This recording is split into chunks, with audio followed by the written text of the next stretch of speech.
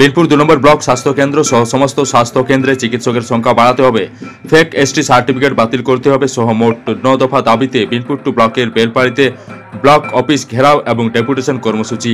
ভারত জাকাত মাঝি পারগানা মহল সিল্লা মুলুকের সোমবার বিকেল থেকে শুরু হয় এই ঘেরাও ও ডেপুটেশন কর্মসূচি, চলে রাত পর্যন্ত। আর এই প্রসঙ্গে বেলপাড়ি থেকে প্রতিক্রিয়া দেন ভারত জাকাত মাঝি পারগানা মহল সিল্লা মুলুকের পারগানা বাবা সুনীল কুমার মান্ডি।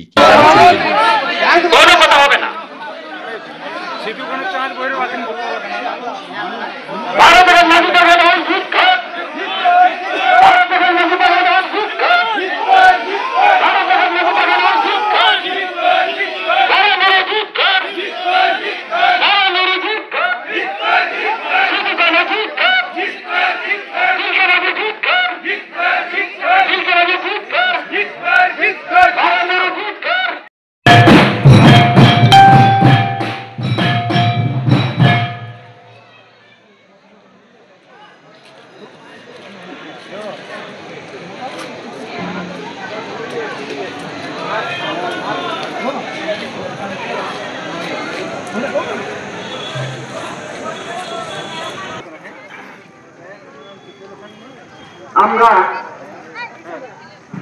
আমাদের এই সমাজের তরফ থেকে দীর্ঘ সময় আমাদের যেটুকু বলার, যেটুকু অনুরোধ রাখার, যাতে আমাদের যে ধৈর্য সীমাগুলো না ভেঙে যায়, আমরা মাননীয় প্রধানমন্ত্রী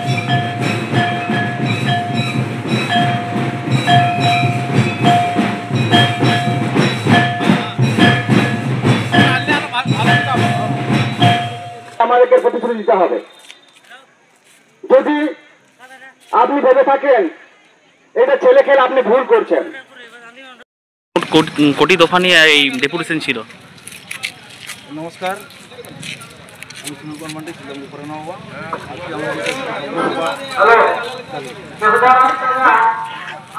কি কি দাবি ছিল, তার মধ্যে কি কি আশ্বাস দিল?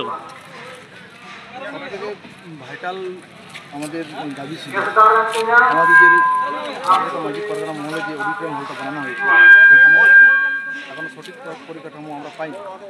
বিশেষ করে ওখানে জলের যে সমস্যা, জলের যে প্রয়োজন, এখনও সেটা হয়নি। যা কথা দিয়েছেন 1 মাসের মধ্যে কাজ শুরু হবে।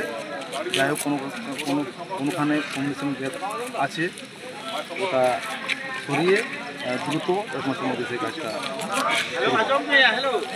তত আমাদের যতগুলো বিভিন্ন দাবি দেওয়া ছিল, যেমন মাঝি খান তাহের খানের, ওটাও বিস্তারিত আলোচনা হয়েছে এবং সবগুলো হবে।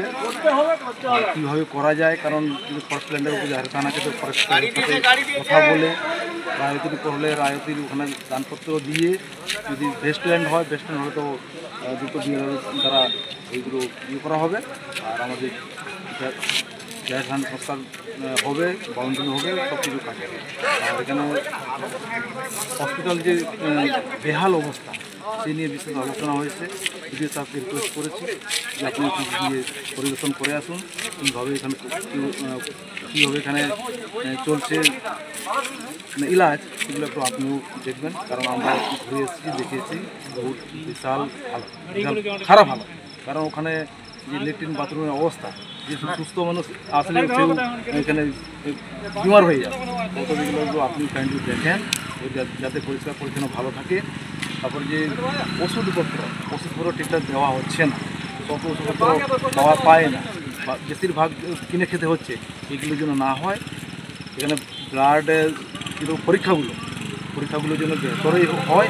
তারপরে একটা যে সিজারে যে এখানে হয়েছে নতুন সিজারে, সেটা যেন চালু হয়। কারণ শুধু ফরওয়ার্ড টু ঝাড়গ্রাম করলে হবে না, শুধু এখান থেকে পেশেন্ট আসছে আর আপনারা এখান থেকে পাঠিয়ে দিচ্ছেন, এটা ঠিক নয়। যাতে এখানে সঠিক চিকিৎসা হয়, সেটার জন্য বিডিও সাহেবকে বলা হয়েছে। ঠিক আছে, আমি দেখছি, আপনারাও দেখুন, সবাই মিলে যাতে ঠিকঠাক কাজ হয়। আচ্ছা, কত ঘন্টায় ডেপুটেশন চলে? কত ঘন্টা ডেপুটেশন চলে? ডেপুটেশন আমরা তো এখান থেকে আমরা এসেছিলাম 3:30 4টা নাগাদ। 3:30 নাগাদ আমরা দীর্ঘ 2-2.5 ঘন্টা দীর্ঘ নিয়ে আলোচনা হলো, আমাদের সুস্থ আলোচনা হয়েছে, খুব ভালো। কী নাম আপনার? আমার নাম সুনীল কুমার, ধন্যবাদ।